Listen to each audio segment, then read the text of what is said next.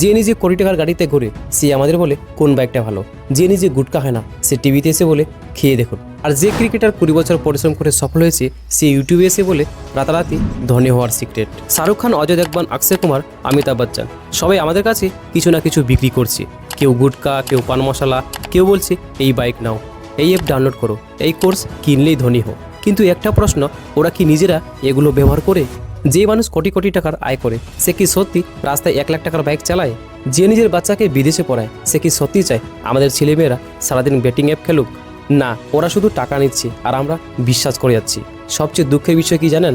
একজন সাধারণ মানুষ সারাদিন খেটে 500 টাকা রোজগার করে, তারপর সেই টাকা দিয়ে কিনছে এমন জিনিস যেটা একজন অভিনেতা শুধু বিজ্ঞাপনের জন্য মুখ পড়েছে। এখন সোশ্যাল মিডিয়াতেও একই খেলা। কেউ বলে মাত্র 7 দিনে লাখপতি হয়, কেউ বলে এই ট্রিক করলে রাতারাতি ভাইরাল। কিন্তু সত্যিটা হলো সাফল্যের কোনো শর্টকাট নেই। যে ক্রিকেটার আজ কোটি টাকা আয় করছে সে বছরের পর বছর ঘাম ঝরিয়েছে। যে অভিনেতা আজ স্টার সে হাজার ব্যর্থতার পর এখানে পৌঁছেছে। কিন্তু আমাদের সামনে এমনভাবে দেখানো হয়েছে একটা অ্যাপ ডাউনলোড করলেই জীবন বদলে যাবে। বন্ধুরা, সমস্যা বিজ্ঞাপনে না, সমস্যা হলো আমরা যাচাই না করেই বিশ্বাস করি।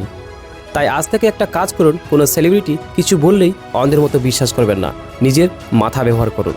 কারণ এই পৃথিবীতে সবাই আপনার ভালো চায় না, অনেক শুধু আপনার পকেট চায়। তারকারা বিজ্ঞান করে টাকা কামায়, আর সাধারণ মানুষ সেই বিজ্ঞাপনে বিশ্বাস করে নিজের ভবিষ্যৎ হারায়। ভিডিওটা ভালো লাগলে শেয়ার করুন, কারণ সত্যিটা যত বেশি ছড়াবে মানুষ তত কম ঠকবে।